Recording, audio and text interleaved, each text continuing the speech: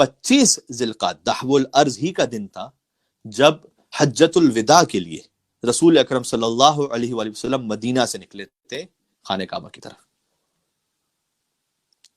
اور یہی وہ سفر تھا کہ جس کا اختتام ہے 18 ذی الحج یوم عید غدیر. کتنا خوبصورت یہ سائیکل ہے جو پورا ہو رہا ہے. 25 ذوالقعدہ سے شروع ہو رہا ہے اور 18 ذی الحج غدیر پر ختم ہو رہا ہے. یعنی کہنا یہ چاہ رہا ہوں کہ 25 ذوالقعدہ نعمت تکوینی کا آغاز ہے. تکوین یعنی کائنات کی نعمت زمین. اور 18 ذی الحج نعمت تشریعی پر اختتام ہے, شریعت کی نعمت.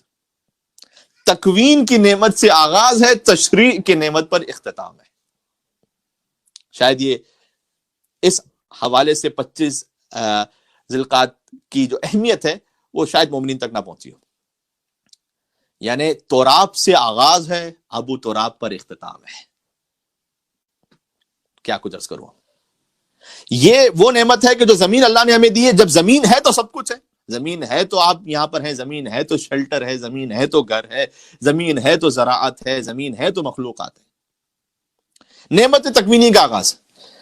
پھر حضور 25 ذوالقعدہ کو نکلے, مدینہ منورہ سے مسجد شجرہ پہ احرام پہنا, گئے مکہ مکرمہ, حجۃ الوداع کو انجام دیا. حجۃ الوداع کو انجام دینے کے بعد جب واپس پلٹ رہے تھے 18 ذی الحج سن 10 ہجری, اللہ سبحانہ وتعالی نے آیت نازل کر دیا, اليوم اکملت لکم دینکم واتممت علیکم نعمتی ورضیت لکم الاسلام دینا. جب غدیر کے دن رسول اللہ نے علی کو اپنے شانوں پر بلند کر کے کہا, من کنت مولا فہذا علی مولا.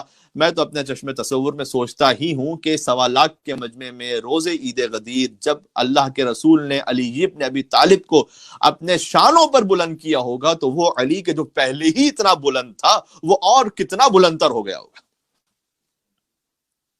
اللہ اکبر. اب آپ تو میرے سامنے تو ہے نہیں, لیکن آپ وہیں پر اپنے گھروں میں نعرہ حیدری اور یا علی کہہ لیجئے گا اور درود پڑھ لیجئے گا انشاءاللہ سے. اللہم صلی علی محمد وآل محمد. تو ولایت علی بن ابی طالب علیہ السلام کا اعلان ہو گیا, من کنت مولا فہذا علی مولا. اور اگلے مہینے جو آ رہی ہے دیکھیں 25 ذوالقعدہ سے ایک سفر شروع ہو رہا ہے گویا ہمارا. تو توحید سے سفر شروع ہے. سبحان اللہ, کتنے پیغامات ہیں. توحید, اللہ کی نعمت کو یاد کرو. 25 ذوالقعدہ سے زمین بچھائی ہے تمہارے لیے, اور اختتام ہو رہا ہے ولایت کی نعمت پر, کہ اس ولایت کی نعمت کو اللہ نے اس سے بھی بڑھ کر کہا ہے. کاش میری بات پہنچ سکے. بھائی زمین کتنی بڑی نعمت ہے. زمین کے بغیر حیات کے تصور ہے. جب زمین کے بغیر حیات کے تصور نہیں ہے, اتنی بڑی نعمت ہے, اس کے باوجود بھی اللہ نے یہ نہیں کہا کہ ہم نے 25 ذوالقعدہ کو نعمتیں تمام کی ہیں. اللہ نے یہ نہیں کہا کہ 25 ذوالقعدہ سب سے بڑی نعمت ہے جبکہ زمین بچھ رہی ہے. نہ, یہاں سے سفر کا آغاز ہے.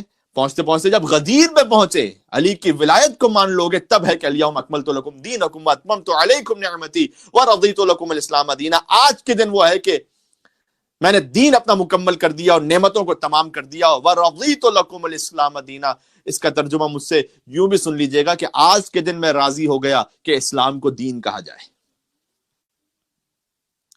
یعنی اگر علی ابن ابی طالب کی ولایت نہیں اسلام میں تو وہ دین ہی نہیں ہے. سبحان اللہ. وہ نعمت عظمیٰ ہے, نعمت تمام ہو رہی ہے.